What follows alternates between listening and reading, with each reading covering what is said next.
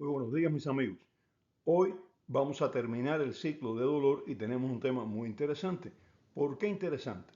Porque los médicos, por lo general, estamos acostumbrados a que las enfermedades se nos presenten de forma objetiva, es decir, comprobable, ya sea porque tienen una serie de signos que cuando nosotros examinamos al paciente nos vamos a dar cuenta que esa enfermedad está presente, ya sea porque existe algún examen complementario, digamos una radiografía, un examen de laboratorio o algo parecido, que nos muestra un aspecto positivo que nos permite diagnosticar una enfermedad. O sea, tenemos un cuadro clínico con datos del examen físico bien evidentes o tenemos exámenes complementarios que nos permiten diagnosticarlo. Y en el tema que vamos a tratar hoy, esto no es posible. Este tema es un tema donde tenemos pacientes que tienen síntomas subjetivos como dolor, cansancio, etc. Y esos síntomas no pueden comprobarse y mucho menos medirse. Y a la inversa de muchas enfermedades que además de tener síntomas subjetivos también presentan datos objetivos, el tema que vamos a tratar hoy, todos los síntomas y los signos son puramente subjetivos. Eso que habíamos hablado, ese tema es la fibromialgia, donde el objetivo del examen físico tiene un carácter tan subjetivo que no es objetivo, porque el único dato objetivo que podemos comprobar en este síndrome es la presencia del dolor en algunos puntos muy específicos, y este dolor, como ya hemos hablado, el dolor es subjetivo, es lo que dice el paciente que siente y lo que nosotros no podemos comprobar. Fibromialgia, fibro de fibras, mio de músculo, algia, dolor. Podemos definir a la fibromialgia como la presencia de dolor en tejidos fibrosos y musculares. ¿Dolor? ¿Solo dolor? Sí, solo dolor, sin ninguna otra alteración que podamos comprobar.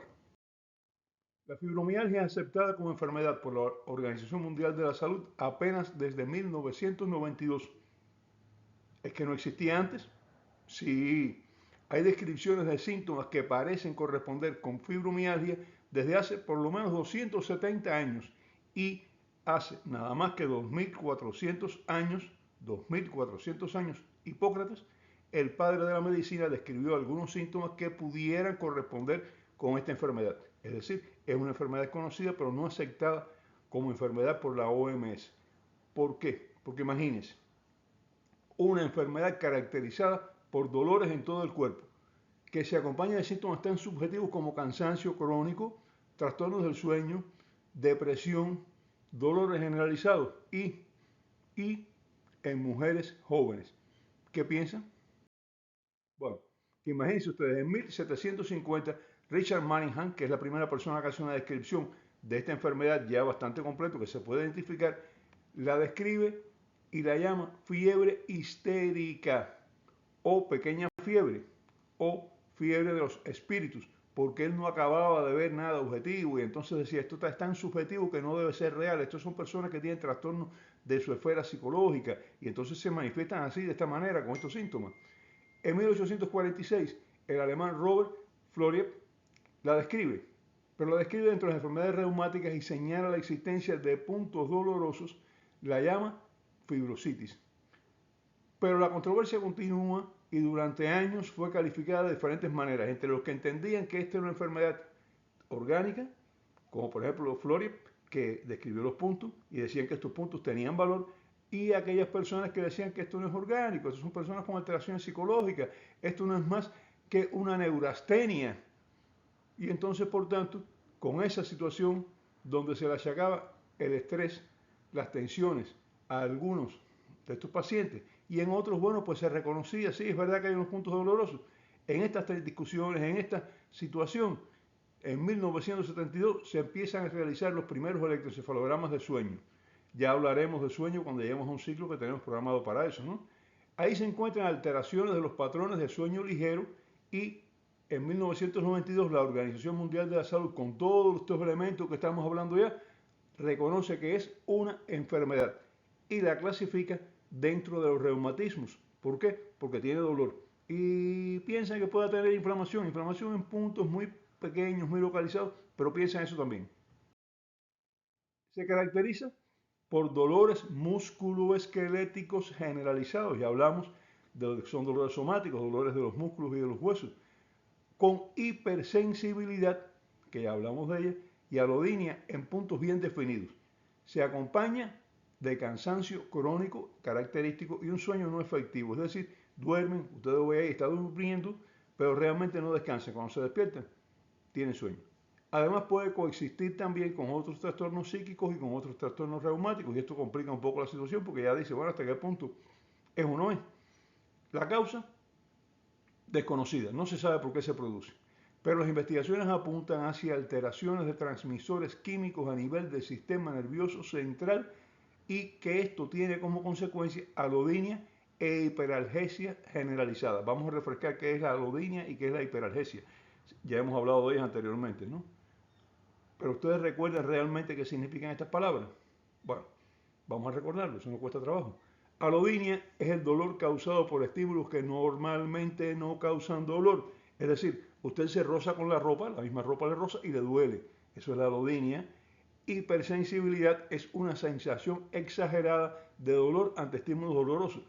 El estímulo doloroso causa dolor, pero un dolorcito pequeño, por ejemplo, la picada de un insecto pequeño, un insecto no una abeja, no una avispa, insectos pequeñitos pican, y entonces la persona dice, ay, ¿cómo me dolió esto? Y dice, pero si eso fue una hormiguita que te picó, eso no tiene importancia, pero a mí me duele, y es verdad, tienen hipersensibilidad al dolor. Así la fibromialgia no parece ser de causa reumática, sino de causa neurológica por trastornos en la transmisión del dolor. ¿Recuerdas cuando hablábamos de las vías de transmisión? Bueno, pues hay trastornos. La modulación es exagerada y esto hace que aparezca el dolor. Existen varias clasificaciones de fibromialgia, pero no son aceptadas por todos y se basan sobre todo en la presencia, ausencia o predominancia de síntomas depresivos. Es decir, tiene más depresión, un poco menos depresión, un poco menos, un poco más, o de algunos otros síntomas en cada tipo de caso. Son estas clasificaciones tan subjetivas, pero tan subjetivas como lo son los síntomas de la fibromialgia. Y tal vez, pues hasta más subjetivos mismos que los síntomas de la fibromialgia. Es una enfermedad relativamente frecuente. Las estadísticas muestran que entre un 2 y un 5% de la población padece de fibromialgia. Aproximadamente 10 mujeres por cada hombre. Y la mayoría de estas mujeres tienen entre 20 y 50 años. Recuerdo un caso hace 3 años que una persona, un médico, el subdirector de la clínica donde yo trabajaba, pues habla conmigo porque tenía una paciente que no le encontraba nada. No, me la mandaron por unos dolores en las piernas, pero yo no le encuentro nada. Mira a ver si tú le encuentras algo para si no mandarlo para psiquiatría. Y cuando yo me siento con la joven, que era una señora de unos 30 y tantos años, bueno, pues lo que me describió fue una fibromialgia de libro, lo que yo había leído de fibromialgia. Entonces dije, espérese un momentito, déjeme buscar los puntos de la fibromialgia, que yo no lo recordaba todo, porque no es una enfermedad que por lo menos uno trate con tanta frecuencia. Le busqué los puntos de fibromialgia, la examiné y efectivamente tenía una fibromialgia. Ya le encaminé hacia el reumatólogo, que es generalmente quien se ocupa de tratar estos casos. Estudios realizados que están buscando la enfermedad, no es que te cae el caso de la consulta, sí, sino buscando quienes padecen de síntomas de fibromialgia, sugieren que la fibromialgia puede ser 2 veces más frecuente de lo que se piensa. La causa, como decía, no está identificada con seguridad. No obstante, se han encontrado alteraciones de neuroconductores a nivel del sistema nervioso central y a nivel del sistema nervioso periférico también. Se han encontrado alteraciones hormonales, se ha visto que tiene un patrón genético, se han encontrado alteraciones psicológicas, psíquicas, que no son solamente consecuencias, sino que pudieran también jugar algún papel en la causa de la enfermedad.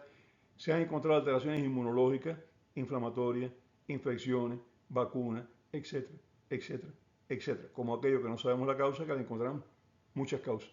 Pero bueno, la causa de la fibromialgia no está bien definida, aunque se conocen elementos de su mecanismo de producción. Fisiopatológicamente se ha encontrado hipersensibilidad al dolor a partir de la transmisión a nivel del sistema nervioso central y se ha demostrado disminución de una sustancia química que inhibe la transmisión del dolor, la serotonina, que es un modulador de la transmisión, hace que la transmisión sea un poquito menor, que el dolor se sienta menos. Bueno, pues la serotonina está disminuida. Y al mismo tiempo se ha encontrado un aumento de otra sustancia que transmite la señal dolorosa, es decir, la intensifica por las vías estas del sistema nervioso central, que se llama sustancia P, una sustancia muy característica para el dolor. Estas sustancias son neurotransmisores, es decir, transmisores de impulsos a nivel del sistema nervioso, tanto central como periférico. Se disminuye la serotonina, que es el que inhibe la transmisión, aumenta la sustancia P, que es la que lo transmite. Además, la alodinia y la hiperalgesia son síntomas característicos de dolor neuropático, o sea, es una enfermedad donde se han encontrado, sin lugar a dudas, trastornos de los transmisores de la señal dolorosa a nivel de los nervios, tanto periféricos como centrales, y se han encontrado síntomas que sugieren que tiene un patrón de tipo neuropático. La fibromialgia se asocia con frecuencia con depresión, con ansiedad, sobre todo con depresión más que con ansiedad. La depresión causa fibromialgia. La fibromialgia causa depresión. Tienen ambas un factor común que las causa. ¿Es casualidad que se asocien? ¿Tienen respuesta para estas preguntas? Yo no. Y creo que nadie las tiene. Lo único que puedo decir es que no creo en la casualidad, pero no tengo clara cuál es la relación entre depresión y fibromialgia.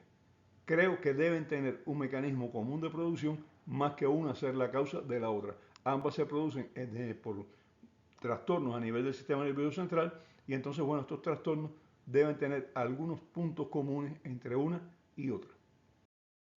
Otro aspecto que está claro por los estudios electrofisiológicos es que los pacientes con fibromialgia padecen de perturbaciones del sueño que consisten en desorganización del sueño con grandes alteraciones, con alteraciones sobre todo de las etapas del sueño profundo en la fase no REM, que son las fases 3 y 4. Hablaremos de esto en el ciclo de sueño. Lo que quiero decir es que nosotros tenemos una fase de sueño que se llama no REM, que es donde los movimientos oculares no son rápidos, y una fase del sueño llamada REM, que es más profunda, donde los movimientos oculares son muy rápidos, los ojos se mueven muy rápidamente. En la no REM, bueno, pues la no REM tiene 4 etapas, y entre estas etapas las más profundas son la 3 y la 4, es donde se han encontrado alteraciones en el caso de la fibromialgia. En cuanto al diagnóstico, tenemos que comenzar aclarando que no existe un examen complementario, como ya había dicho al principio, que permita diagnosticar con seguridad la fibromialgia. No es una fractura de hueso que hace una radiografía y dice, mira, una fractura de hueso no es una anemia que se hace un hemograma y tiene hemoglobina baja, no es nada de eso. No hay ningún examen complementario para diagnosticar la fibromialgia. Se hacen exámenes complementarios para descartar otras causas de los síntomas que tienen los pacientes, no para diagnosticar la fibromialgia.